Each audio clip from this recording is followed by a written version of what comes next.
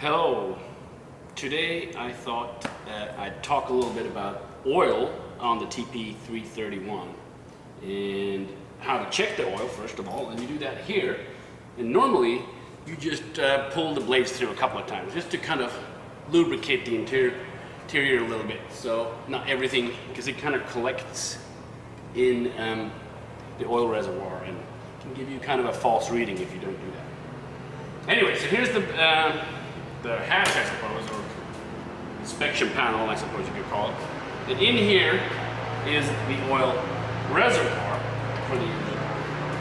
And mine is now reading about half full.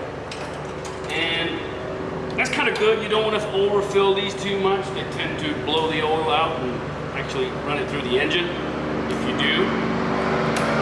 So it's good to not overfill. Yeah, so where was I?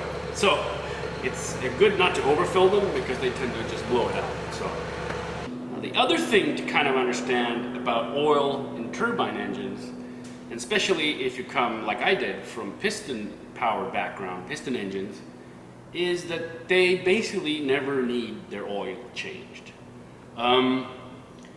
Maybe every 400 to 800 hours it can be a good idea to change them, but generally they'll go almost from hot section to hot section with just one oil change. And they also don't consume very much oil. This engine, you know, I haven't flown her that much since I started flying her because of all my maintenance things I've been doing to her, but she basically never have to fill up that much oil. I mean, maybe I've filled half a quart spread between the two engines in the 4 years I've owned her. And you know, coming from a piston powered twin engine background, like I had a Piper Aerostar before, they needed oil changes at least every 50 hours. If you were really diligent, you shouldn't really do it every 20, 50 hours. And that ended up being, with labor, if you took it to a mechanic, decoweling both engines, changing the oil filter, the oil, the manpower, that was $500 more or less to do. And you do the math on $500, let's say every 50 hours, during the lifespan of that engine, you spent easily $15,000, maybe $20,000 in just oil changes. Whereas here on a turbine, I'm not saying they're cheaper to operate in any way, but that's one of the costs you do not have. You know, so you kind of save at least those $15,000 over the lifespan of an engine. Here you might be talking about, I don't know, let's see, $2,000 over the entire lifespan of the engine. So it's a considerable difference, you know.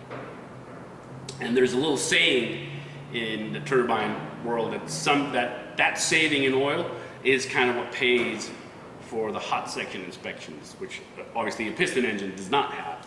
And you know, hot section inspections are, I mean, they can cost anything from $5,000 to $100,000. So because they're completely dependent on the rotable, the part quality inside the engine and how worn they are. So there's not a fixed number, but normally on a PT6, you know, 20 grand is what a hot section probably should be in a well-kept engine, 15 to 20, maybe something like that. So, you know, the oil saving, not having to change the oil every 50 hours, will kind of pay for that hot section. So they even each other out. Now, as I said, there's a lot of other costs with turbines that you do not want to mess with and that are very, very expensive, you know. But at least this part is not more expensive on turbines. The one thing.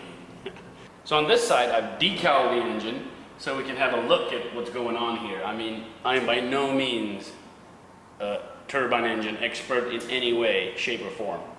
The front end of this is kind of the compressor stage of the engine. The back end from this seam here to here is the burner cams and the final stage of the turbine, the energy recouping part of the engine. And that gets shafted through here all the way to a gearbox that's hidden in here that then reduces the RPM and then drives the propeller.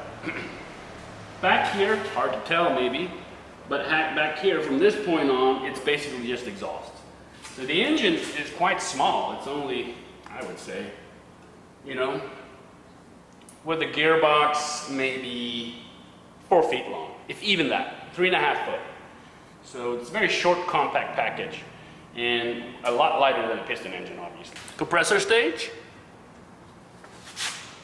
energy recouping stage, or turbine stage, or hot section stage, whatever you want to call it. Exhaust comes here at the back.